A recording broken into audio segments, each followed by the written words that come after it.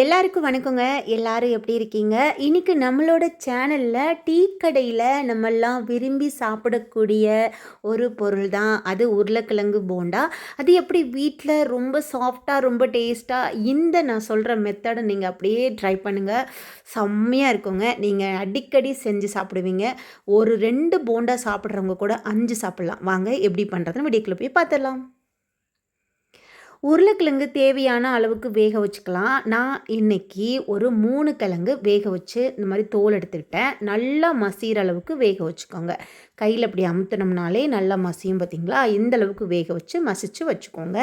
கையிலேயே மசிச்சுக்கலாம். இப்போ கடாய் அடுப்பில் வச்சுட்டு 1 1/2 ஸ்பூன் எண்ணெய் விட்டுட்டு, எண்ணெய் சூடு வந்ததுக்கப்புறமா 1/4 டீஸ்பூன் கடுகு, 1/4 டீஸ்பூன் சீரகம் 2ம் கொஞ்சம் பொரியட்டும். பொரியிற வரைக்கும் வெயிட் பண்ணலாம். பொரிஞ்சதுக்கப்புறமா ஒரு சின்ன சைஸ் ஒரு பெரிய வெங்காயம், மீடியமான சைஸ் பெரிய வெங்காயம் எடுத்து கட் பண்ணி சேர்த்துட்டு, ஒரே ஒரு பச்சை மிளகா நான் பொடிசாக கட் பண்ணிட்டு சேர்த்துக்கிறேன். நிறைய சேர்த்துட்டா குழந்தைங்க சாப்பிடும்போது வாயில் கடிப்பட்டுச்சுன்னா அவங்க போண்டாவே சாப்பிட முடியாது. இந்த அளவுக்கு நல்லா வதங்கினதுக்கப்புறமா இஞ்சி பூண்டு 2யும் நல்லா துருவிட்டு சேர்க்குறேன். அதை துருவிட்டு சேர்க்கும்போது அந்த ஃப்ளேவர் வந்து ரொம்ப அட்டகாசமாக இருக்கும். உருளைக்கிழங்கு கூட சாப்பிட்றதுக்கு ரொம்பவும் நல்லாயிருக்கும். இந்த அளவுக்கு நல்லா பச்சை வாசம் போகிற அளவுக்கு வதக்கிக்கிட்டேன். இப்போ ஒரு 1/4 டீஸ்பூன் மஞ்சத்தூள், அதுக்கப்புறமா ஒரு 1/4 ஸ்பூன் மிளகாய்த்தூள், அதுக்கப்புறமா கொஞ்சமாக கரம் மசாலா ஒரு 1/4 டீஸ்பூன் அளவுக்கு, அப்புறம் 1/4 டீஸ்பூன் பெருங்காய பவுடர்.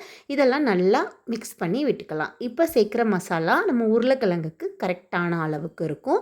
இப்போ நல்லா இந்த பச்சை வாசமெல்லாம் போயிடுச்சு. இந்த மாதிரி கலந்து விட்டதுக்கப்புறமா இப்போது இதுக்கு நம்ம உருளைக்கிழங்கு நம்ம நல்லா மசிச்சு வச்சுருக்கோம். நம்ம உருளைக்கிழங்குல உப்பு போட்டு வேக வைக்கல. இப்போ நம்ம அந்த உருளைக்கிழங்குக்கும் சேர்த்து இந்த மசாலாவுக்கும் சேர்த்து ஒரு கொஞ்சமாக 2 3 பிஞ்ச் அளவுக்கு மட்டும்தான் நான் உப்பு சேர்த்துக்கிட்டேன். உப்போட டேஸ்ட்டு உங்கள் விருப்பம் போல். இப்போ மசிச்சு வச்ச உருளைக்கிழங்கெல்லாம் அதில் சேர்த்துட்டு நல்லா அப்படியே பெரட்டி பெரட்டி விட்டுக்கணும். இதுக்கு தண்ணி கொஞ்சம் கூட சேர்க்கவே தேவை இருக்காது. தண்ணி சேர்த்திங்க அப்படின்னா கொஞ்சம் ரொம்ப இலக்கமாக இருக்கும். நம்ம உருளைக்கிழங்கு எல்லாமே வேக வச்சது தான். மசாலாவும் நல்லா அந்த பச்சை வாசம் போயிட்டதுனால ரொம்ப நேரம் அடுப்பில் வச்சு கிளற வேண்டிய அவசியம் இல்லை.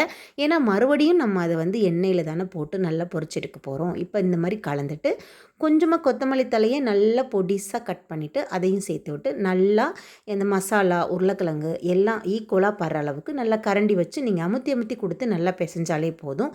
இந்த மாதிரி நல்லா ஒட்டாமல் பிரண்டு வரும் பார்த்தீங்களா? அப்போ நமக்கு மசாலா உருளைக்கிழங்கு மசாலா ரெடி. இப்போ நம்ம அடுப்பை ஆஃப் பண்ணிக்க போகிறோம்.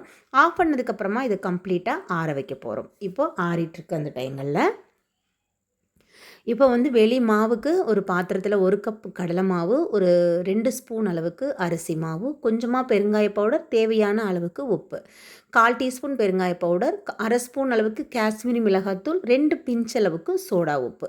காஷ்மீரி மிளகாத்தூள் ஏன் சேர்க்குறோம் அப்படின்னா, நமக்கு ஆல்ரெடி உருளைக்கிழங்கு நமக்கு காரமாக தான் இருக்கும். வெளியில் மாவு கொஞ்சம் கலர்ஃபுல்லாக இருக்கும். லைட்டான காரமாக இருந்தால் போதும். இப்போ ஒரு 1/4 கிளாஸ் தண்ணி சேர்த்து நல்லா வந்து கெட்டியாக இந்த அளவுக்கு நல்லா கட்டிகள் இல்லாமல் கரைச்சி விட்டுக்கணும். தண்ணி கொஞ்சம் கொஞ்சமாக சேர்த்து சேர்த்து நீங்கள் கரைச்சி பார்த்தீங்கனாலே இந்த பக்குவம் வந்துடும். இப்போது உருளைக்கிழங்கு மசாலா நல்லா கை வச்சு உருண்டை பிடிக்கிற அளவுக்கு நல்லா ஆறிடுச்சு. குட்டி குட்டியாக இந்த சைஸ் நம்ம உருண்டைகள் பிடிச்சிக்கலாம். டீ கடைகளில் மேக்ஸிமம் இந்த சைஸில் தான் உருளைக்கிழங்கு போண்டா இருக்கும். இதை விட பெருசாகவும் இருக்காது, சிறுசாகவும் இருக்காது. அதே மாதிரி தான் நம்ம இன்றைக்கி செய்கிறோம். அதனால் இதே சைஸுக்கு உருண்டை பிடிச்சிட்டு மாவில் போட்டு இப்படியே பெரட்டி விட்டு எண்ணெயில் போட்டு பொரிச்செடுக்க வேண்டியதான். எண்ணெயோட சூடு இந்த மாதிரி போட்ட உடனே நல்லா பபிள்ஸ் வரும் பார்த்தீங்களா? இந்த அளவுக்கு கண்டிப்பாக இருக்கணும். அப்போ தான் எண்ணெய் குடிக்காமல் நல்லா வந்து நம்ம எந்த பக்குவத்தை எதிர்பார்க்குறோமோ அந்த பக்குவத்துக்கு போண்டா கிடைக்கும். இப்போ ஒன்று ஒன்றா எடுத்து போட்டுக்கலாம். நான் சின்ன பாத்திரத்தில் எண்ணெய் வச்சுருக்கேன். அதனால் ஒரு 4 பீஸாக போட்டு எடுத்துக்க போகிறேன். நீங்கள் அகலமான பாத்திரத்தில் வச்சுருந்தீங்கன்னா எண்ணெய் கொஞ்சம் கூடவும் வச்சுருந்தீங்கன்னா 5 6 கூட போட்டு எடுத்துக்கலாம். போட்ட உடனே கரண்டி போட்டு கலரிடாமல் கொஞ்சம் நேரம் வெயிட் பண்ணிங்கன்னா அதுவே வெந்ததுக்கப்புறமா ஒட்டெல்லாம் ஒட்டாது, சூப்பராக அப்படியே வரும். கொஞ்சம் அந்த மாவு உருண்டையில் குட்டி குட்டி பிசுறு மாவு இருக்கத்தான் செய்யும். அது வந்து டீ கடையில் நம்ம வீட்டில் செஞ்சாலும் இருக்கும். அது பார்க்குறதுக்கு கொஞ்சம் அழகாகவும் இருக்கு இல்லையா? சாப்பிட்றதுக்கு ரொம்ப டேஸ்ட்டாக இருக்கும்.